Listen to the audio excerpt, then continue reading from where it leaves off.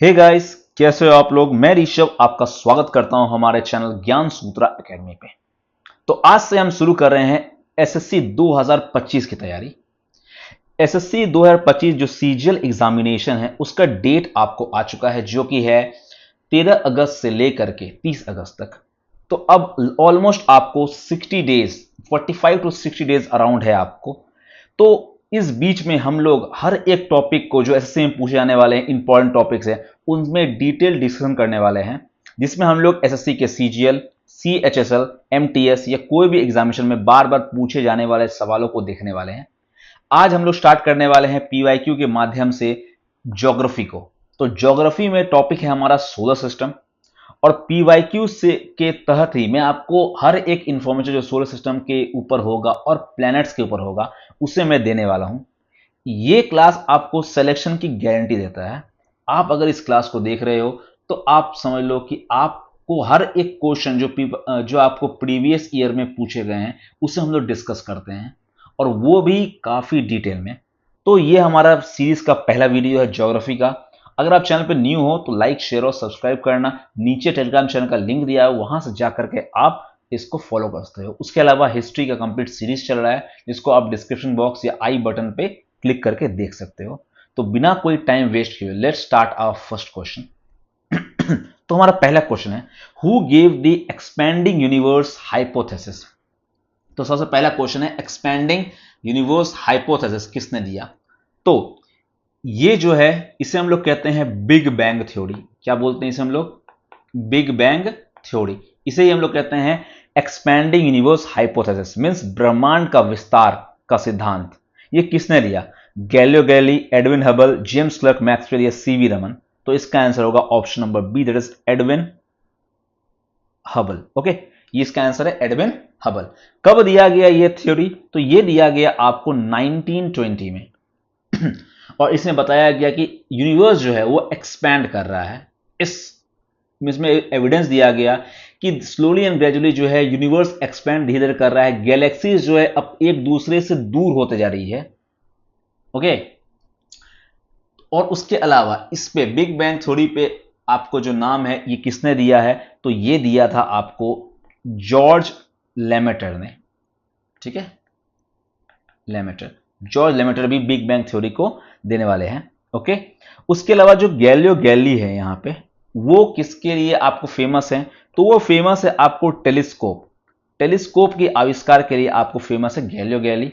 और सीवी रमन, ये किसके लिए है? तो ये रमन्स इफेक्ट। ठीक है, रमन्स इफेक्ट के लिए आपको फेमस है सीवी रमन। और आपको पता होना चाहिए कि सीवी रमन जो है वो पहले भारतीय हैं जिन्हें नोबेल प्राइज मिला है फिजिक्स के लिए। ठीक है, तो इसी चीज के लिए, रमन्स इफेक्ट के लिए उन्हें क्या मिला था आपको? Nobel Prize for physics. ठीक है, और ये कब मिला था इनको? 1930 में। ऐसे सबसे पहला नोबेल प्राइज किसको मिला है? आप सभी को पता है। सबसे पहला नोबेल प्राइज इंडिया में मिला है रविन्द्रनाथ टैगोर या रविन्द्रनाथ ठाकुर को, अपनी बुक गीतांजलि के लिए, Nobel Prize for literature. Okay, और सीवी रमन को मिला है नोबेल प्राइज फॉर फिजिक्स। उसके अलावा एक और नाम है जेम्स क्लर्क मैक्सवेल। ये आपको साइंस से रिलेटेड है, क्योंकि मैक्सवेल ने इलेक्ट्रोमैग्नेटिज्म के बारे में आपको थ्योरी दिया है। तो ये इस क्वेश्चन का आपको ये डिस्कशन है। आगे बढ़ते हैं हम लोग नेक्स्ट क्वेश्चन की ओर। Which is by far the closest dwarf planet orbiting at only 2.8 times Earth distance from the Sun? तो कौन सा सबसे क्लोजेस्ट ड्वार्फ प्लैनेट कौन सा है? तो सबसे पहले हम लोग को जानना है कि ड्वार्फ प्लैनेट होता क्या है। आप सभी को पता है कि सोलर सिस्टम में सन होता है और उसके चारों ओर आपको ऑर्बिट करते हैं आपको प्लैनेट। लेकिन अगर वो ऑर्बिट के थ्रू आपको नहीं ऑर्बिट कर रहे हैं, मींस अगर ऑर्बिट जो है उसके अनुसार आपको नहीं कर रहे हैं, वो कभी इधर जा रहे हैं, कभी इधर जा रहे हैं, कभी इधर जा रहे हैं, ऐसे अगर मूव कर रहे हैं तो उसे हम लोग कहते हैं ड्वार्फ प्लैनेट। ओके, और ड्वार्फ प्लैनेट की बात की जाए तो जो जितने भी हैं, सिरस, एरिस, मेकमेक और प्लूटो, ये सब आपको ड्वार्फ प्लैनेट की कैटेगरी में है। पहले प्लूटो जो था वो हमारा 9th प्लैनेट था, लेकिन क्योंकि इसका इस तरह का सीक्वेंस था कि ये ऑर्बिट पे सही टाइप से मूव नहीं कर रहा था, इसलिए इसे ड्वार्फ प्लैनेट की कैटेगरी में रख दिया गया। तो इसका आंसर क्या होगा? तो इसका आंसर होगा सबसे क्लोजेस्ट जो ड्वार्फ प्लैनेट है वो है हमारा Ceres. Option number A that is Ceres, क्योंकि इसका कोई फिक्स्ड ऑर्बिटल पाथ नहीं होता है। अब सेरस कहां मिलता है? तो सेरस आपको मिलता है एस्ट्रॉइड बेल्ट। कहां मिलेगा आपको? एस्ट्रॉइड बेल्ट पे। अब एस्ट्रॉइड बेल्ट है कहां पे? ये होता है आपको मार्स एंड जुपिटर, मार्स और जुपिटर के बीच में जो आपको रॉकी सब्सटेंस का बेल्ट है उसे हम लोग बोलते हैं एस्ट्रॉइड बेल्ट। ये आपको ध्यान रखना है। उसके अलावा जो मैंने आपको बात किया यहां पे मेक एरिस, ये सब जो है मेक हो गया, एरिस हो गया। उसके अलावा आपको एक और प्लैनेट एक और है जिसका नाम है होमिया, HAUME। ओके, ये सब जो हैं ये कहां पे हैं मेनली? ये सब आपको क्यूपर बेल्ट में है। एक बेल्ट आपको देखने को मिलता है क्यूपर बेल्ट, जो कि आपको नेपच्यून के बाद मिलता है। उसमें आपको एरिस, मेक और प्लूटो हैं। चलो, अगर मैं आपको बात कर दूं एरिस की, ठीक है, अगर एरिस के बारे में बात किया जाए तो Eris second largest dwarf planet है। सेकेंड लार्जेस्ट आपको है एरिस ड्वार्फ प्लैनेट। और तो सबसे लार्जेस्ट कौन होगा? तो ऑब्वियस है कि सबसे लार्जेस्ट जो आपको ड्वार्फ प्लैनेट होगा वो आपको होगा प्लूटो, जो नंबर 1 पे है। एरिस जो है वो नंबर 2 पे है। और थर्ड है आपको मेक, थर्ड जो है आपको मेक है, जो लगभग इसको ऑर्बिट करने में 310 साल लगते हैं। एक ऑर्बिट मारने में इसको लगभग 310 साल लगते हैं मेक को। ओके, मेक को 310 ईयर्स, ये आपको ध्यान रखना है। तो ये था आपको इंफॉर्मेशन ड्वार्फ प्लैनेट के बारे में। सबसे नजदीक कौन है? सेरस है, जो कहां पे है? एस्ट्रॉइड बेल्ट में मिलता है। एस्ट्रॉइड बेल्ट कहां पे है? मार्स और जुपिटर के बीच में। Okay, now moving to our next question. Dash is a cloud of dust and gas inside a galaxy. आकाशगंगा के भीतर धूल और गैस का एक बादल क्या होता है? क्लाउड ऑफ डस्ट कौन सा है? ब्लैक होल, नेब्यूला, फोटोस्फेयर और क्रोमोस्फेयर। तो फोटोस्फेयर और क्रोमोस्फेयर तो भाई आपको सन के लिए होता है कि नहीं? जैसे फोटोस्फेयर हम लोग बोलते हैं जहां से लाइट और हीट रेडिएट करता है। फोटोस्फेयर उस पार्ट को बोलते हैं जहां से आपको लाइट एंड हीट ये क्या करता है? रेडिएट करता है, उसे हम लोग कहते हैं फोटोस्फेयर। ये सन का पार्ट है। ब्लैक होल तो आगे जाकर बनता है, ये क्लाउड नहीं है डस्ट का। तो इसका आंसर ऑब्वियस है, इसका आंसर होगा option number B that is nebula. Okay, अब नेब्यूला के बारे में बात किया जाए। नेब्यूला जो है इसे हम लोग कहते हैं, नेब्यूला है इसे हम लोग करते हैं बर्थ प्लेस ऑफ स्टार। यहां से क्या होता है? इसे हम लोग कहते हैं बर्थ प्लेस ऑफ स्टार्स। यहां पे बर्थ होता है स्टार्स का नेब्यूला में। अब मैं इसको दिखाता हूं आपको एक डायग्राम से।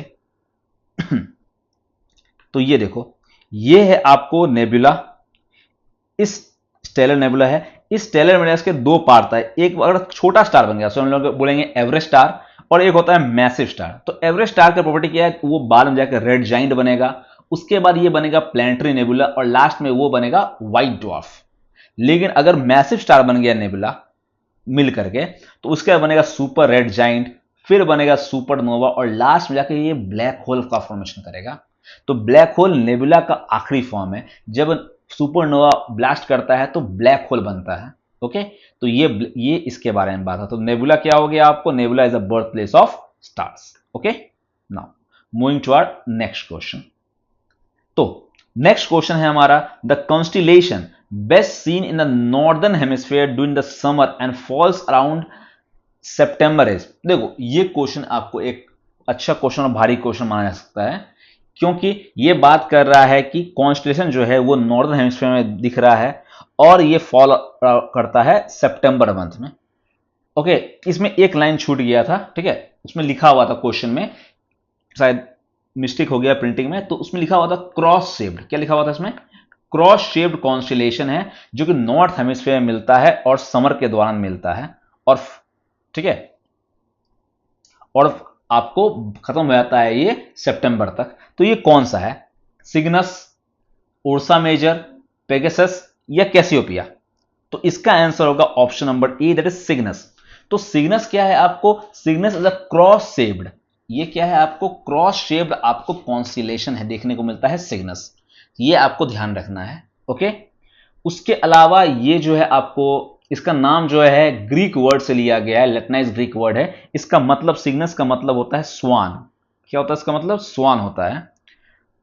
इसके अलावा हम लोग कॉन्स्टेलेशन के बारे में और कॉन्स्टेलेशन के बारे में अगर बात करें तो कैसियोपिया, ये जो कैसियोपिया है ये डब्ल्यू शेप्ड है। काफी बार क्वेश्चन पूछा गया है कैसियोपेया पे कि ये किस शेप का है, तो ये डब्ल्यू शेप का है। उसके अलावा आपको जो उर्सा मेजर है, इसमें उर्सा मेजर में आपको 7 आपको स्टार्स देखने को मिलते हैं, इसलिए हम लोग इसे क्या बोलते हैं, सप्तऋषि। क्या बोलते हैं इसे हम लोग, सप्तऋषि भी कहते हैं उर्सा मेजर को, या फिर इंग्लिश में इसे कहते हैं ग्रेट बियर। क्या बोलते हैं इसे हम लोग, ग्रेट बियर भी कहते हैं उर्सा मेजर। उसके अलावा आपको एक पोल स्टार होता है, पोल स्टार, जो कि पोल पे मिलता है, और वो कहां पे किसमें होता है, आपको उर्सा माइनर में। ये आपको इंपॉर्टेंट पॉइंट है, आप बहुत लोग उर्सा मेजर मार के आ जाते हैं, लेकिन पोल स्टार आपको याद रखना है कहां पे होता है, तो उर्सा माइनर में होता है। और उसके अलावा एक क्वेश्चन आपको बार बार पूछा जाता है, वो पूछा जाता है ब्राइटेस्ट स्टार के बारे में। किसके बारे में, ब्राइटेस्ट स्टार के बारे में। तो आपको इसका आंसर पता होना चाहिए। इसका आंसर होता है सीरियस, SIRIUS, सीरियस, या इसे हम लोग कहते हैं डॉग स्टार। क्या बोलते हैं इसे हम लोग, डॉग स्टार कहते हैं। तो ये कुछ पॉइंट्स है कॉन्स्टिलेशन के बारे में जो आपको याद रहने चाहिए। और इसमें हम लोग बात किए हैं सिग्नस के बारे में, जो कि स्वान, उसका मतलब होता है स्वान, और ये क्रॉस शेप्ड होता है आपको सीरियस। ओके, चलो अब मूव करते हैं हम लोग नेक्स्ट क्वेश्चन की ओर। The colour of the surface of Mars is due to the presence of which chemical compound.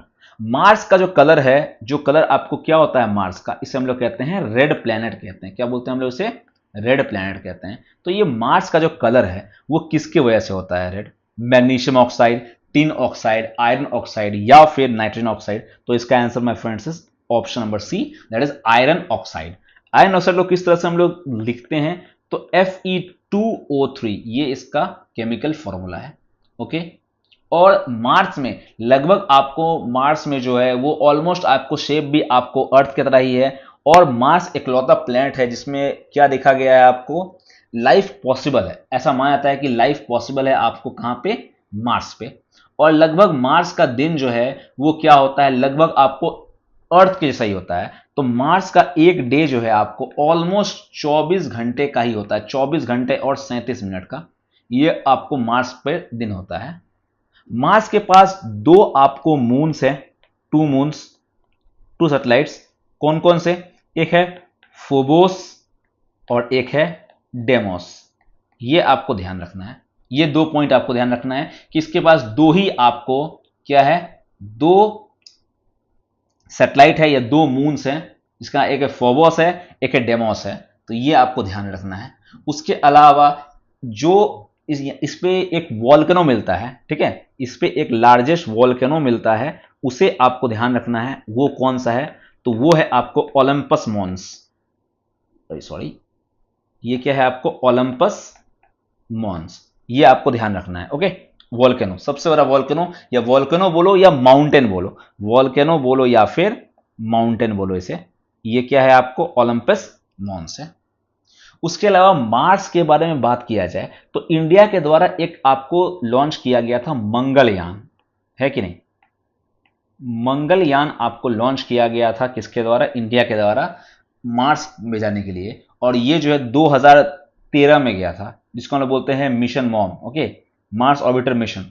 और ये किसके द्वारा गया था, कभी कभी क्वेश्चन ये पूछा जाता है आपको करंट अफेयर्स में, तो इसलिए मैं बता दूं आपको, ये गया था आपको PSLV, ठीक है, पोलर सैटेलाइट लॉन्च व्हीकल, और C25, नाम क्या है इसका, C25, PSLV C25, मंगलयान गया था।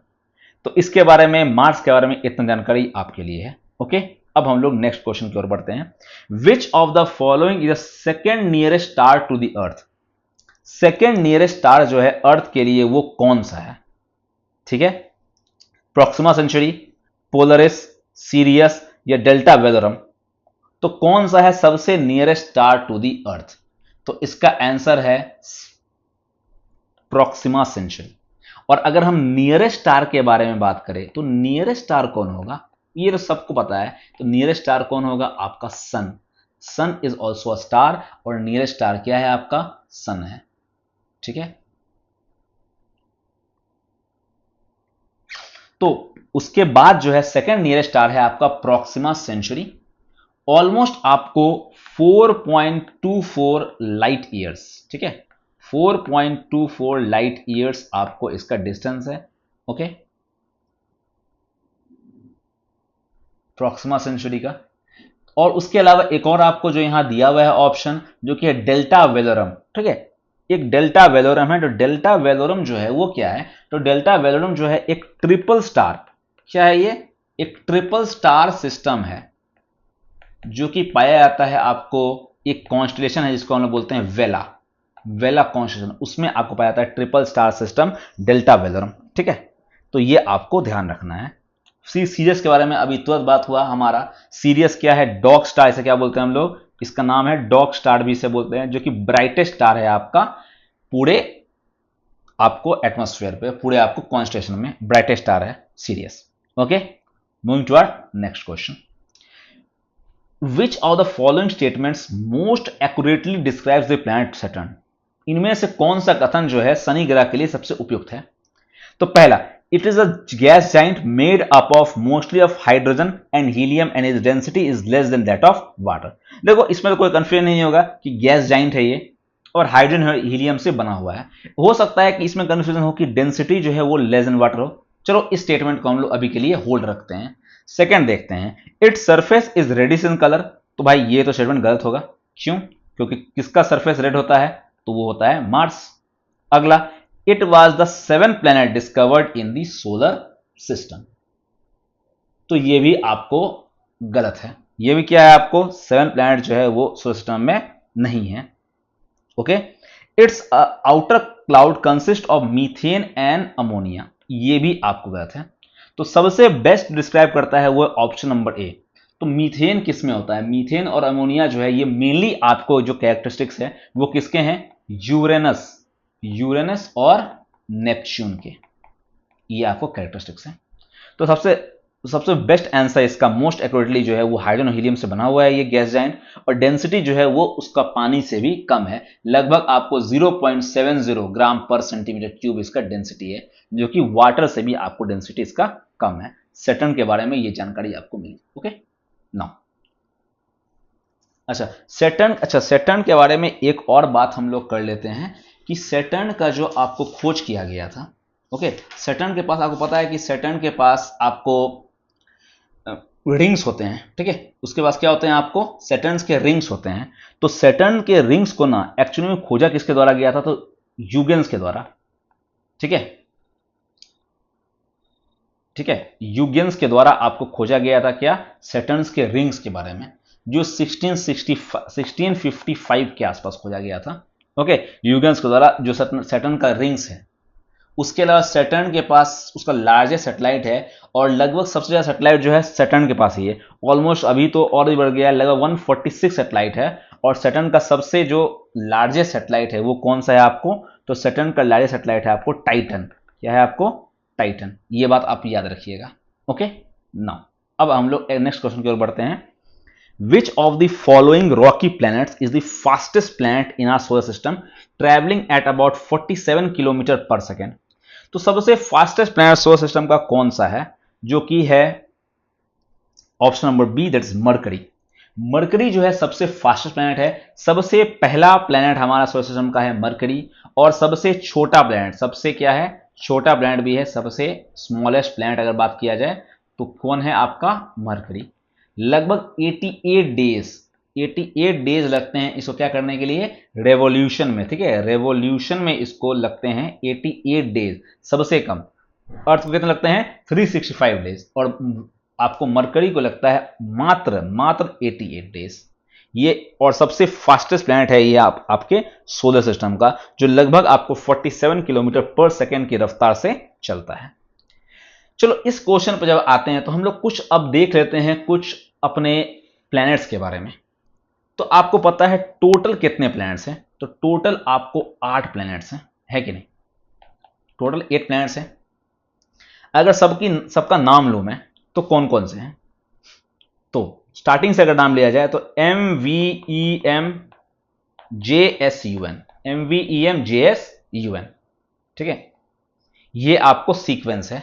सबसे पहले आपका है मरकरी, तब आता है आपका वेनस, तब ई से है अर्थ, एम से हो गया आपका मार्स, जे से हो गया आपका जुपिटर, एस से सैटर्न, यू से यूरेनस और एन से नेपच्यून। ठीक है, ये आपका 8 प्लैनेट है। पहले प्लूटो भी था प्लैनेट, उसे हटा दिया गया। जो आपको यहां जो आपको दिखाई दे रहे हैं पहले 4 प्लैनेट्स MVEM, ठीक है, इन्हें हम लोग कहते हैं टेरेस्ट्रियल। क्या बोलते हैं इन्हें हम लोग? Terrestrial planet. और जो आपको यहां बाद में आपको दिखाई दे रहे हैं JSUN, इन्हें हम लोग बोलते हैं जोवियन।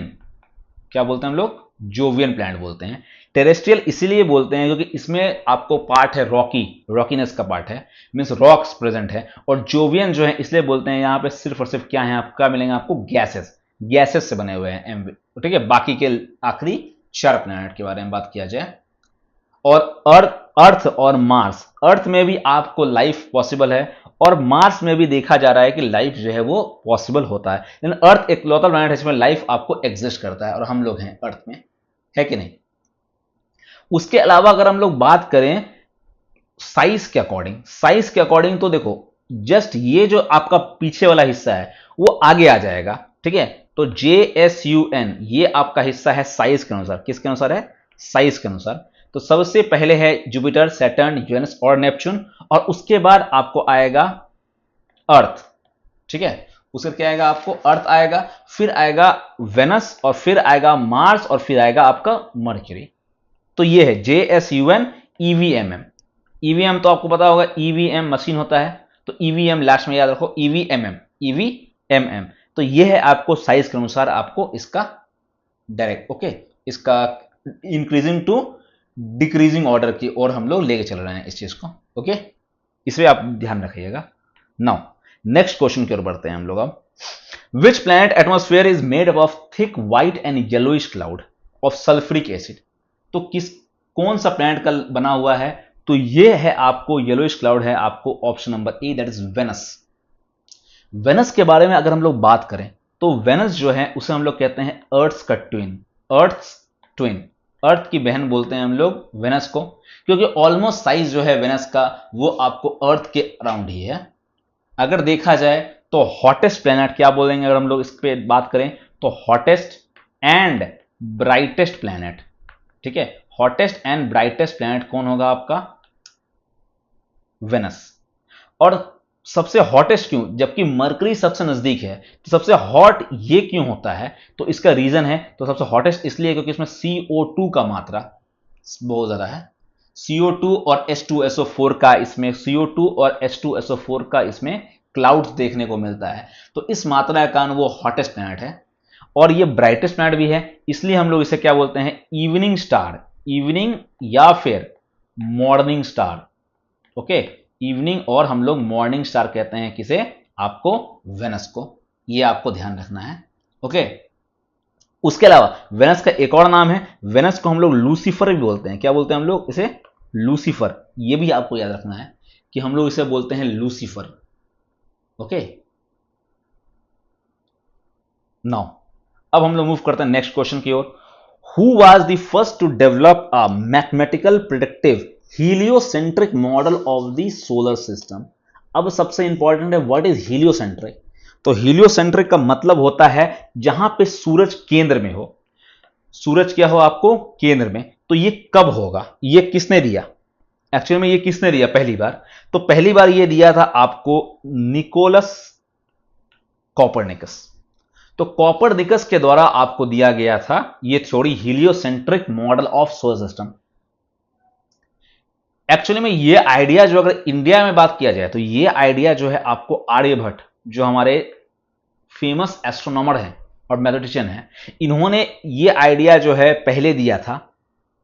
लेकिन अगर देखा जाए यूरोप में, तो पहले जिन्होंने बताया इसके बारे में वो कौन थे आपको सोलर सिस्टम में? Nicolaus Copernicus, okay. उसके अलावा यहां एक और नाम है आपको, अच्छा एक और नाम आपको ध्यान रखना है, ठीक है। पहले एक नाम है आपको केपलर का, जिन्होंने क्या दिया आपको? केपलर्स लॉ दिया, ठीक है। एक नाम है केपलर, आपको पता होगा, उन्होंने केपलर्स लॉ दिया, है कि नहीं।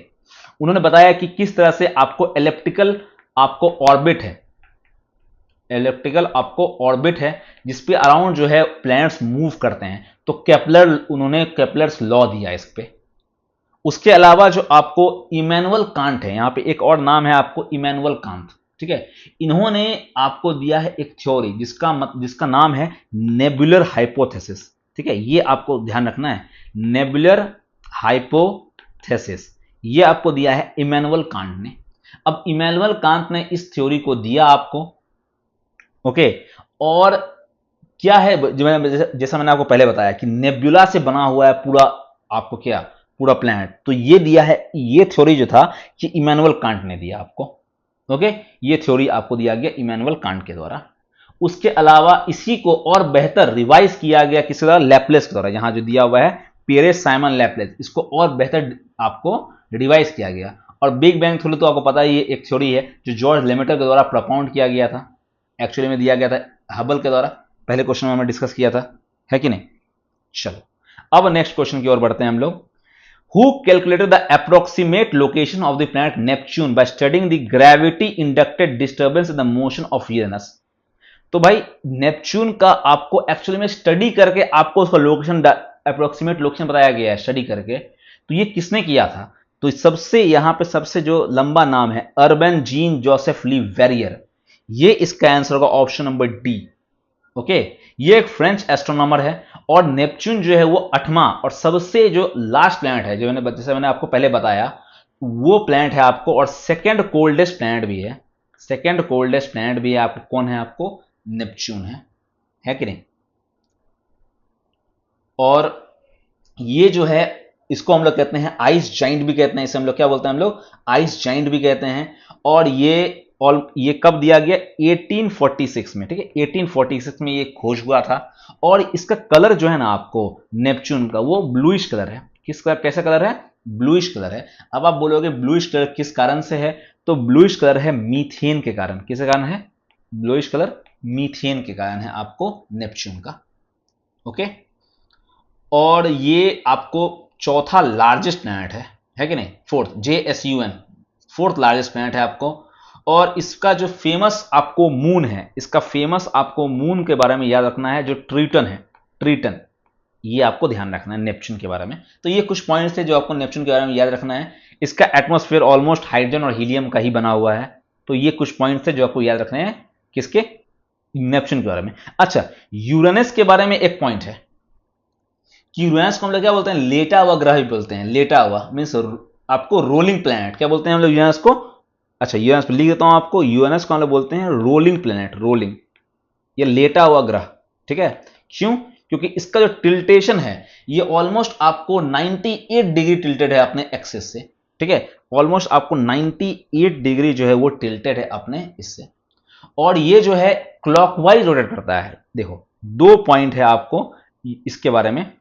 नेपच्यून, सॉरी नेपच्यून में बोल रहा हूं, सॉरी नेपच्यून नहीं, मैं ये बात कर रहा था यूरेनस के बारे में। यूरेनस और वेनस, ये दोनों जो हैं ये किस तरह मूव करते हैं? क्लॉकवाइज मूव करते हैं। किस तरह मूव करते हैं आपको? क्लॉकवाइज। और बाकी सारे प्लैनेट जो हैं वो एंटी क्लॉकवाइज मूव करते हैं। तो ये एक डिफरेंस है जो क्वेश्चन आपको पूछा जाता है एग्जामिनेशन में, यूरेनस और वेनस के बीच में, ओके। ये दोनों का आपस में कनेक्शन है, यूरेनस और वेनस, जो कि बाकी सबसे अलग है, ओके।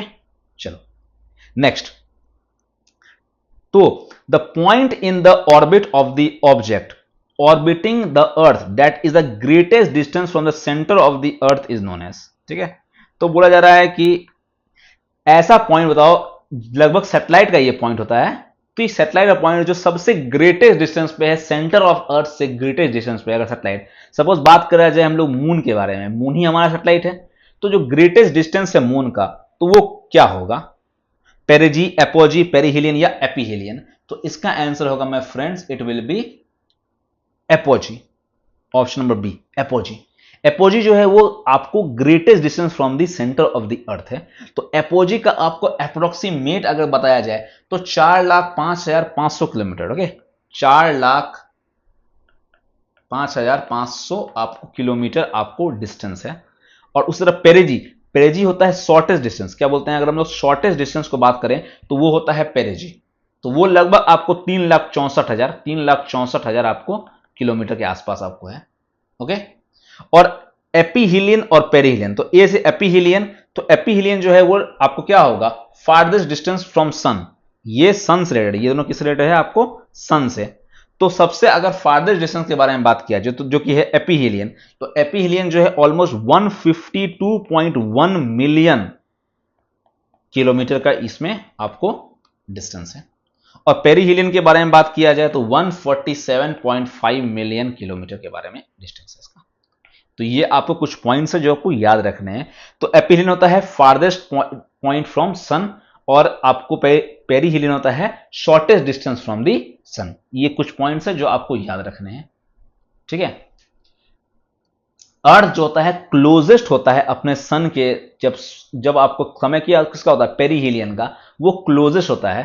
तो 3 जनवरी में आपको क्लोजेस्ट होता है, और एक डेट है आपको 4 जुलाई को आपको फार होता है, सबसे फारदेस्ट होता है। ये कुछ पॉइंट्स है जो आपको याद रखने हैं। Okay, next question. Flat ring of small icy bodies that revolve around the sun beyond the orbit of the planet Neptune.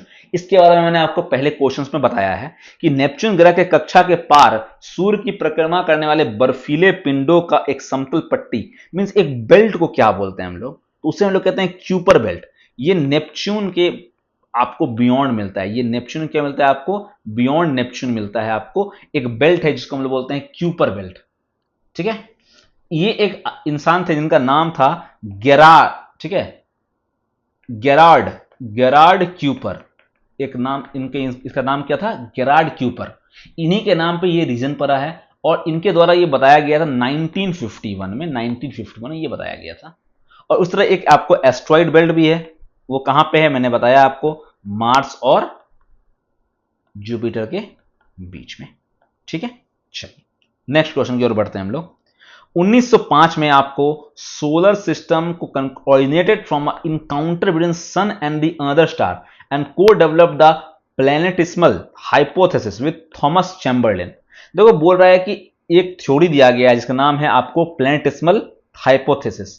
इसमें ये किसने दिया है, तो इसका आंसर होगा मोल्टन, फॉरेस्ट मोल्टन। तो इस थ्योरी का नाम ही है चैम्बरलिन। इस थ्योरी का नाम क्या है, चैम्बरलिन मोल्टन, ठीक है, चैम्बरलिन मोल्टन हाइपोथेसिस, और इसका नाम है चैम्बरलिन मोल्टन प्लैनेटिस्मल हाइपोथेसिस।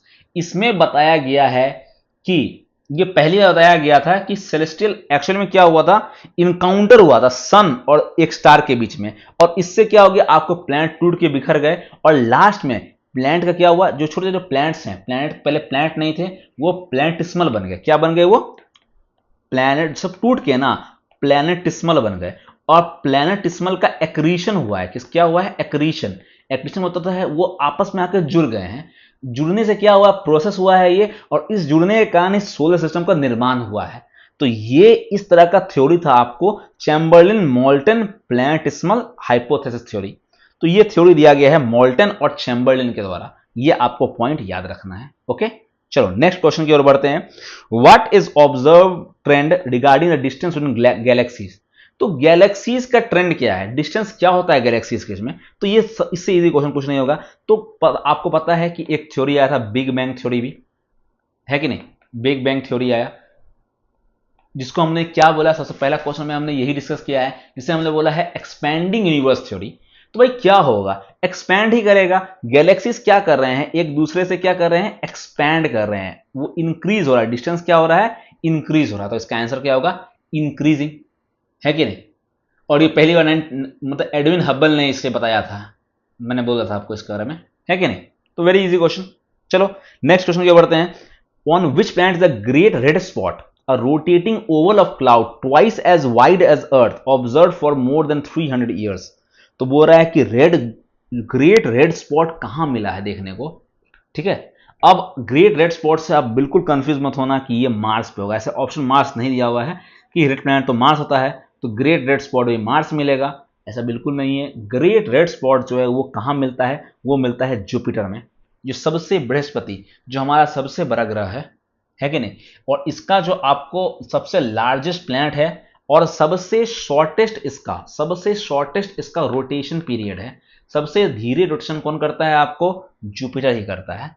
इसका एटमॉस्फेयर जो है हाइड्रोजन हीलियम से बना हुआ है, ठीक है।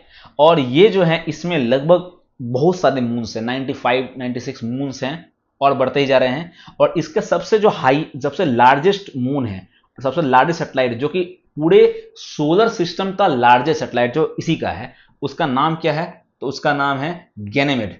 क्या नाम है? गैनेमेड। ठीक है। उसके अलावा एक दो और सैटेलाइट हैं, जैसे कि एक है हो गया आपको यूरोपा, इसका बहुत फेमस है। एक आपको हो गया कैलिस्टो। ये सब आपको डिस्कवर किसके द्वारा किया गया है? Galileo Galilei. ठीक है, गैलीलियो के द्वारा।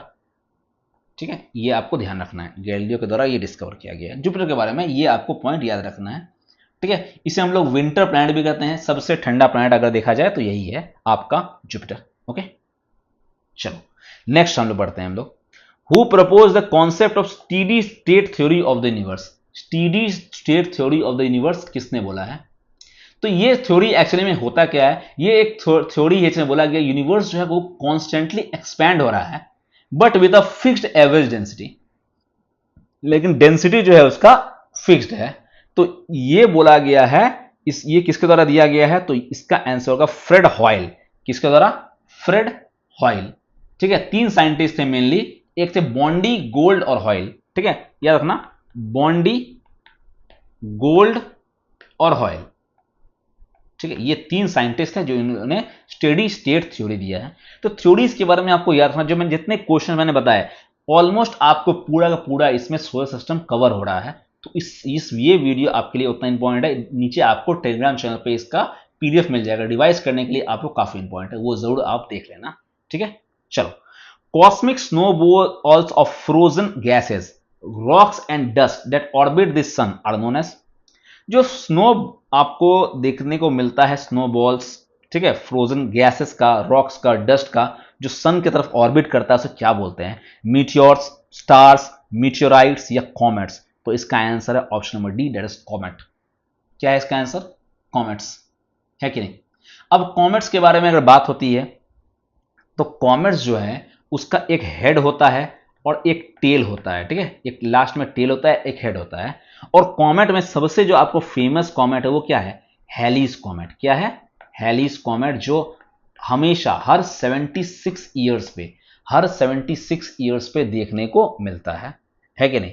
हैलीज कॉमेट के बारे में अगर बात करें तो अच्छा, आप मुझे बस तो कमेंट बॉक्स में जरूर बताना कि हैलीज कॉमेट जो है वो इससे पहले कब देखा गया था आपको अर्थ में, इससे पहले कब देखा गया और कब आने वाला है आपको हैलीज कॉमेट। ठीक है, चलो। अब देखो, एक ऑप्शन था आपको मीटियोर, मीटियोराइड के बारे में। तो ये कंफ्यूजन सबको रहता है कि मीटियोर क्या होता है, मीटियोरॉइड क्या होता है, मीटियोराइट क्या होता है। तो अब देखो, मैं इस कंफ्यूजन को आपको दूर कर देता हूं। वेरी इजी है, बहुत इजी है। ठीक है, देखो, अगर आपको स्टोन जो है स्पेस में रहेगा, बड़ा बड़ा पत्थर आपको स्पेस में रहाएगा, उसे हम लोग कहेंगे मीटियोरॉइड। क्या बोलेंगे उसे? मीटियोरॉइड बोलेंगे। अब जब वो टूट करके नीचे एटमॉस्फेयर पे गिरेगा, और एटमॉस्फेयर पे ही गिर के क्या हो जाएगा? खत्म हो जाएगा, एटमॉस्फेयर में ही आपको खत्म हो जाएगा, उसे हम लोग बोलेंगे मीटियोर बोलेंगे। और जो अर्थ पे आके गिर जाएगा उसे हम लोग कहेंगे मीटियोराइट। क्या बोलेंगे? आइट, लास्ट में आई टी है। मीटियोराइट जो होगा वो जो जलते हुए आया और अर्थ पे टकरा गया, मीन्स वो बच गया और अर्थ पे आ गया, उसे हम लोग बोलेंगे मीटियोराइट। तो एक कहावत है कि be a meteorite, not a meteor, not a meteorite, be a meteorite, IT, जो अपने डेस्टिनेशन पे पहुंच जाता है, जो अपने डेस्टिनेशन पे पहुंच जाता है। तो आपका यही लक्ष्य है कि आपको अपना अपना लक्ष्य को की प्राप्ति करनी है, उसके लिए आपको जलना पड़ेगा। जैसे मीटियोर जलता है और जल करके आगे आके मीटियोराइट तभी बनेगा जब उसमें उस तरह का आग होगा, जब आप में आग होगा तभी आप मीटियोराइट बन पाओगे, है कि नहीं? तो ये आपको है। चलो नेक्स्ट क्वेश्चन पे आते हैं। What is the radius of Earth? Earth का रेडियस क्या है? तो अर्थ का रेडियस वेरी इजी क्वेश्चन है, option number B, that is 6371 kilometre. ठीक है, 6371 किलोमीटर है। अर्थ के बारे में अगर बात किया जाए तो सरफेस एरिया जो है, अगर मैं सरफेस एरिया के बारे में बात करूं तो सरफेस एरिया कितना है? तो सरफेस एरिया आपको है ऑलमोस्ट 510.1 मिलियन किलोमीटर स्क्वायर। ये इसका क्या है? आपको सरफेस एरिया है। और अगर बात किया जाए ग्रेविटी के बारे में, ग्रेविटी क्या है? 9.8 मीटर पर सेकेंड स्क्वायर, है कि नहीं? एक्सेलरेशन ड्यू टू ग्रेविटी, इसको हम लोग पढ़ते हैं थे क्या साइंस में, 10 मीटर बोलते थे हम लोग, 10 मीटर पर सेकेंड स्क्वायर फिजिक्स में, है कि नहीं? ध्यान रखना है आपको। चलो next, which among the following is not type of solar Eclipse? Solar Eclipse इनमें से कौन सा नहीं है? एनुलर, पार्शियल, पेनुम्ब्रल या टोटल? तो इसका आंसर होगा option number C that is penumbral. ठीक है, पेनुम्ब्रल जो है वो क्या है आपको लूनर इक्लिप्स है। क्या है आपको लूनर इक्लिप्स। ठीक है, और बाकी तीनों जो है वो क्या है सोलर इक्लिप्स का टाइप है। अब आप मुझे बताओगे कि लूनर इक्लिप्स में एक्चुअली में होता क्या है। तो भाई लूनर इक्लिप्स में क्या होता है, ये होता है सन, ये होता है आपका मून। अब कॉमन सेंस की बात है कि सन का लाइट आपको मून रिफ्लेक्ट करता है, लेकिन अब लूनर इक्लिप्स हुआ है तो मून में क्या होगा अंधेरा, तो उसके बीच में कौन आ जाएगा, अर्थ आ जाएगा, तो ये होता है लूनर इक्लिप्स। अब सोलर इक्लिप्स में क्या होगा, सन पे लाइट नहीं आना है, जब सन पे लाइट नहीं आएगा तो ये अर्थ है, ये आपको सन है, तो बीच में कौन आ जाएगा आपका मून, ये होता है आपको सोलर इक्लिप्स। सन मून और SME solar Eclipse, SEM lunar Eclipse, आपको याद रखना है ये चीज। पार्शियल में क्या होता है सोलर इक्लिप्स में, आपको थोड़ा बहुत दिखाई देता है, टोटल में कुछ दिखाई ही नहीं देता है कि नहीं। और एनुलर में जो होता है, एनुलर एक तरह से होता है कि आपको जब सन जो है अपने फार्देस्ट पॉइंट पे है, ठीक है, जब हाईएस्ट पॉइंट जिसको हम लोग वो क्या बोलते हैं एपिहीलियन बोलते हैं, उस पॉइंट पे जब रहता है तब आपको होता है एनुलर, आपको सोलर इक्लिप्स होता है एनुलर। ठीक है, ये आपको ध्यान रखना है। चलो नेक्स्ट क्वेश्चन की ओर मूव करते हैं हम लोग। पहला कौन था जिन्होंने डिस्कवर किया था rings of Saturn as a disc around the planet. अच्छा, इसके बारे में मैंने आपको पहले क्वेश्चन में बताया, इसका आंसर होगा क्रिश्चियन ह्यूगेंस। क्या है इसका आंसर, क्रिश्चियन ह्यूगेंस। अब ये जो है कब किया था, तो ये किया था 1655 में। ठीक है, उसके अलावा एक और इंसान है जिन्होंने 1675 में क्या किया, उनका नाम पहले आप जान लो, उनका नाम था कैसिनी। क्या नाम था, कैसिनी। ठीक है, अब कैसिनी ने क्या दिया, कैसिनी ने बताया कि जो आपको कुछ गैप्स हैं उसके रिंग्स के बीच में ना, इन्होंने ये बताया कि रिंग्स के बीच में जो है गैप बिटवीन रिंग्स के बीच में गैप्स हैं, और इसी गैप्स को हम लोग बोलते हैं कैसिनी डिविजन्स। क्या बोलते हैं हम लोग, कैसिनी डिविजन्स बोलते हैं। ओके, ये आपको पॉइंट याद रखना है इसके बारे में। बाकी सैटर्न के बारे में आपको पता है, सेकंड लार्जेस्ट प्लैनेट है, सबसे हाईएस्ट नंबर ऑफ मून है इसमें, सबसे बड़ा इसका मून कौन सा है, टाइटन सैटेलाइट है कि नहीं, ये सब आपको पता है। चलो नेक्स्ट हम लोग बढ़ते हैं अपने 23rd क्वेश्चन की ओर।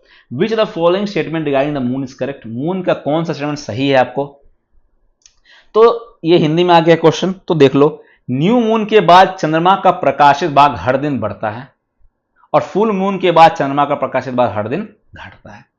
तो भाई दोनों ऑप्शन बिल्कुल सही है, इसका आंसर होगा both 1 and 2, option number A. Okay, अब कैसे होता है, तो ये देखो, ये डायग्राम से आप देखो ये है आपका न्यू मून।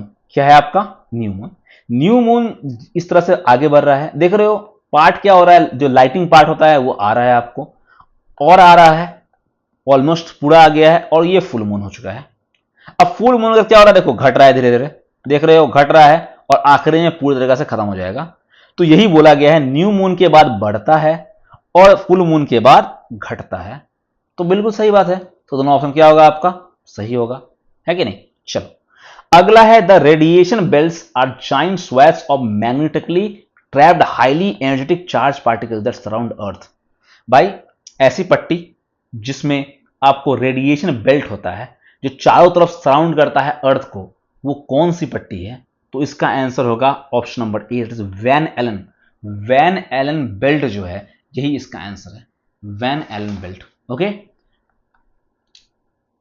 इसके बारे में आपको ध्यान रखना है। उसके अलावा आपको पता है ऑरोरा, ऑरोरा क्या था, एक आपको नेचुरल कलर में green red yellow white light आपको स्काई में दिखाई देगा, मेनली ये पोल्स पे दिखाया जाता है। कहां दिखाया जाता है आपको, पोल्स पे।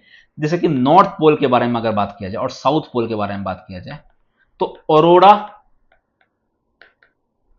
बोरियालिस, बोरियालिस जो है आपको कहां है, नॉर्थ पोल में, और ऑरोरा ऑस्ट्रेलिस आपको कहां पे है, साउथ पोल पे, अंटार्कटिका में।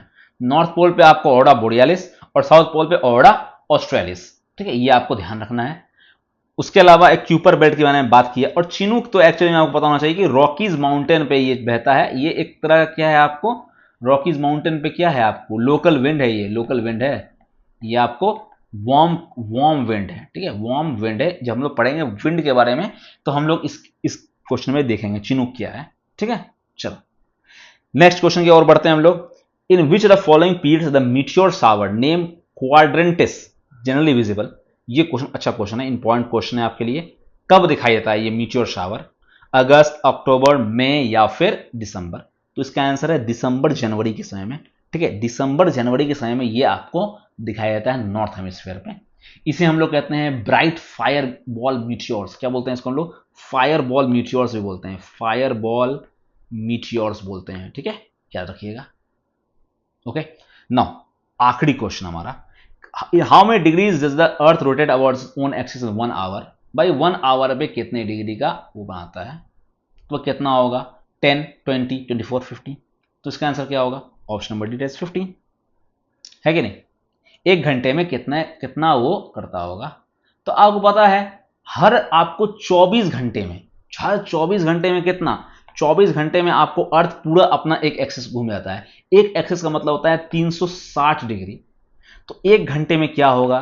360 बटे 24, जिसका मतलब होता है 15 डिग्री। 15 डिग्री आपको क्या होगा? एक घंटे में वो अपने एक्सिस पे रोटेट करेगा, है कि नहीं? तो ये था आपका आज का video. Thank you for watching the video. अगर वीडियो अच्छा लगा हो और एसएससी के एग्जामिनेशन के लिए इंपॉर्टेंट है, इस तरह से रेगुलरली रोज के रोज, ऑलमोस्ट रोज आपको ये वीडियोस आने वाले हैं, तो प्लीज लाइक करो, शेयर करो और सब्सक्राइब करो चैनल को। नीचे जाओ, डिस्क्रिप्शन बॉक्स में आपको टेलीग्राम चैनल का लिंक मिलेगा, वहां से आप इस वीडियो को पीडीएफ को डाउनलोड कर लो, अच्छे से रिवाइज करो और एसएससी को 4 के आना है आपको, है कि नहीं? तो तब तक के लिए आप इस तरह से प्यार अपना देते रहो हमारे चैनल को। जय हिंद, जय भारत।